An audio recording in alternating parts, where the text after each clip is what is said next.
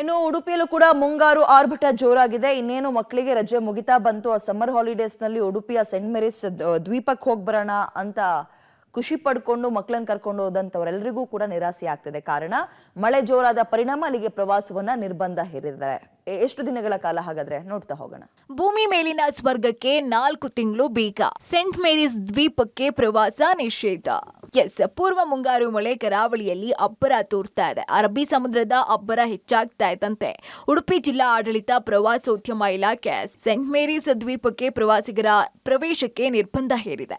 ಮುಂದಿನ 4 ತಿಂಗಳು ಯಾವುದೇ ಬೋಟ್ಗಳು, ದೋಣಿಗಳು ಸೆಂಟ್ ಮೇರಿಸ್ ದ್ವೀಪಕ್ಕೆ ಹೋಗೋದಿಲ್ಲ. ಬೇಸಿಗೆ ರಜಾ ಬಂದ್ರೆ ಸಾಕು, ರಾಜ್ಯದ ಮೂಲೆ ಮೂಲೆಯಿಂದ ಜನ ಉಡುಪಿಗೆ ಪ್ರವಾಸಕ್ಕೆ ಅಂತ ಬರ್ತಾರೆ. ಆದ್ರೆ ಸಮುದ್ರದ ಅಲೆಗಳ ಜೊತೆಗೆ ಆಟ ಆಡುವ, ದ್ವೀಪದ ವಿಹಾರ ಮಾಡುವ ಆಸೆಯನ್ನ ಹೊತ್ತು ಬರುವ ಪ್ರವಾಸಿಗರಿಗೆ ಈಗ ನಿರಾಸೆ ಆಗಿದೆ. ಮಳೆಗಾಲದಲ್ಲಿ ಸೆಂಟ್ ಮೇರಿಸ್ ಪ್ರವಾಸ ಡೇಂಜರ್. ದ್ವೀಪಕ್ಕೆ ಅಪ್ಪಳಿಸ್ತಾ ಇವೆ ಬೃಹತ್ ಗಾತ್ರದ ಅಲೆಗಳು. ಸೆಂಟ್ ಮೇರಿಸ್ ದ್ವೀಪ ವಿಭಿನ್ನ ಆಕಾರದ ಬಂಡೆಗಳಿಗೆ ಫೇಮಸ್. ಬಂಡೆಗಳ ಜೊತೆ ಫೋಟೋಶೂಟ್ ಮಾಡಬೇಕು ಅಂತಾನೆ ಸಾವಿರಾರು ಪ್ರವಾಸಿಗರು ಪ್ರತಿನಿತ್ಯ ಉಡುಪಿಗೆ ಬಂದು ದ್ವೀಪಕ್ಕೆ ಯಾನ ಮಾಡ್ತಾರೆ. ಮಳೆಗಾಲದಲ್ಲಿ ಪಾಚಿ ಕಟ್ಟಿದ ಬಂಡೆಗಳು ಅಪಾಯಕಾರಿ. ಹಾಗಾಗಿ ಮುನ್ನೆಚ್ಚರಿಕೆ ಕ್ರಮವಾಗಿ ಪ್ರವಾಸವನ್ನ ನಿರ್ಬಂಧ ಮಾಡಲಾಗುತ್ತೆ. ಸಮುದ್ರದ ಅಬ್ಬರ ಅಲೆಗಳ ಹೊಡೆತ ಹೆಚ್ಚಾಗಿರುವ ಕಾರಣ ಪ್ರವಾಸಿ ಬೋಟ್ಗಳು ಕೂಡ ಸಮುದ್ರಕ್ಕೆ ಇಳಿಯೋದು ಅಪಾಯಕಾರಿ. ಕರಾವಳಿ ಜಿಲ್ಲೆ ಉಡುಪಿ ಅಂದರೆ ಎಲ್ಲರಿಗೆ ನೆನಪಾಗೋದು ಇಲ್ಲಿನ ದೇವಸ್ಥಾನಗಳು ಮತ್ತು ಬೀಚ್. ಮಳೆಗಾಲ ಆರಂಭವಾಗಿದೆ. ಮುಂಗಾರಿನ ಮುನ್ಸೂಚನೆ ಸಿಕ್ಕಿದ ಕೂಡಲೇ ಎಲ್ಲ ಪ್ರವಾಸಿ ತಾಣಗಳು, ಅದು ಕೂಡ ಬೀಚ್ಗೆ ಸಂಬಂಧಪಟ್ಟ ಎಲ್ಲ ಪ್ರವಾಸಿ ತಾಣಗಳನ್ನು ಪ್ರವೇಶವನ್ನು ನಿರ್ಬಂಧ ಮಾಡಿದ್ದಾರೆ. ಇದು ಮಲ್ಪೆ ಸೈಂಟ್ ಮೇರಿಸ್ ದ್ವೀಪದ ಆಸುಪಾಸಿನ ಬೀಚನ್ನು ನೋಡ್ತಾ ಇದ್ದೇವೆ. ಇಲ್ಲಿ ಸೀ ವಾಕ್ ಇದೆ. ಅದರ ಜೊತೆಗೆ ಇಲ್ಲಿ ಸೈಂಟ್ ಮೇರಿಸ್ಗೆ ಹೋಗೋದಕ್ಕೆ ಬೋಟಿಂಗ್ ಪಾಯಿಂಟ್ ಆರಂಭವಾಗೋದು ಇಲ್ಲೇ. ನಾವು ನೋಡ್ಬೋದು ದೃಶ್ಯಗಳಲ್ಲಿ.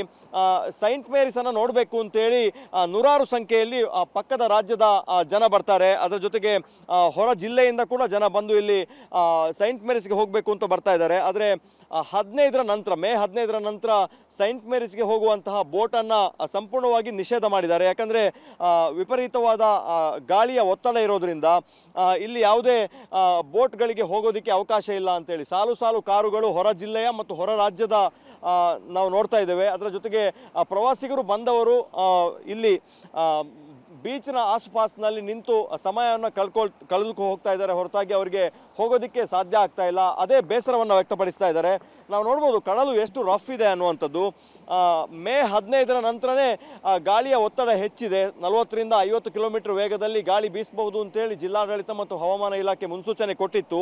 ಆ ಹಿನ್ನೆಲೆಯಲ್ಲಿ ಫಿಶಿಂಗಿಗೆ ಕೂಡ ನಿರ್ಬಂಧವನ್ನು ಹಾಕಿದರು. ನಾವು ನೋಡ್ಬೋದು ಡೀಪ್ ಸಿ ಫಿಶಿಂಗ್ಗೆ ಹೋದಂತಹ ಬೋಟ್ಗಳು ಮತ್ತೆ ವಾಪಸ್ ಬರ್ತಾ ಇರುವಂಥದ್ದು. ಇನ್ನು ಯಾರೂ ಕೂಡ 2 ತಿಂಗಳುಗಳ ಕಾಲ ಆಳ ಸಮುದ್ರಕ್ಕೆ ಹೋಗಲಿಕ್ಕೆ ಇಲ್ಲ ಅನ್ನುವಂಥ ಒಂದು ಖಡಕ್ಕಾದ ಸೂಚನೆಯನ್ನು ಕೊಟ್ಟಿದ್ದಾರೆ.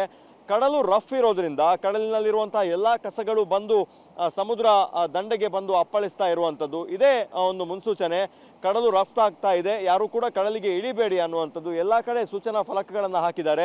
ಇನ್ನು ದ್ವೀಪದಲ್ಲಿ ವಿವಿಧ ಬಗೆಯ ಮನೋರಂಜನಾ ಕ್ರೀಡೆಗಳನ್ನ ಕೂಡ ನಿಷೇಧ ಮಾಡಲಾಗಿದೆ. ಸೆಂಟ್ ಮೇರಿಸ್ ಪಿಕ್ ಪಾಯಿಂಟ್ ನಲ್ಲಿ ಎಲ್ಲಾ ವ್ಯಾಪಾರ ವಹಿವಾಟುಗಳ ಸ್ತಂಭ ಹಾಕಿದೆ. ಕರಾವಳಿಯ ಮಲ್ಪೆ ಬಂದರು ವ್ಯಾಪ್ತಿಯಲ್ಲಿ ಹಾರ್ಬರ್ ಕ್ರಾಫ್ಟ್ ನಿಯಮದ ಅಡಿಯಲ್ಲಿ ನೀಡಲಾದಂತಹ ಪರವಾನಗಿಯಂತೆ ಮಲ್ಪೆ ಬೀಚ್ ಸಿವಾಕ್ ಪ್ರದೇಶದಲ್ಲಿ ಓಡಾಟ ನಡೆಸುವ ಎಲ್ಲಾ ತರಹದ ಪ್ರವಾಸಿ ಬೋಟ್ ಚಟುವಟಿಕೆಗಳನ್ನ ಸ್ಥಗಿತಗೊಳಿಸಲಾಗಿದೆ. ಇನ್ನು ಕರಾವಳಿ ಪ್ರವಾಸಕ್ಕೆ ಬರುವವರು ತೀರದಿಂದಾನೇ ಸಮುದ್ರ ನೋಡಿ ವಾಪಸ್ ಆಗ್ತಿದ್ದಾರೆ. Deepak Jain, public TV, Udupi.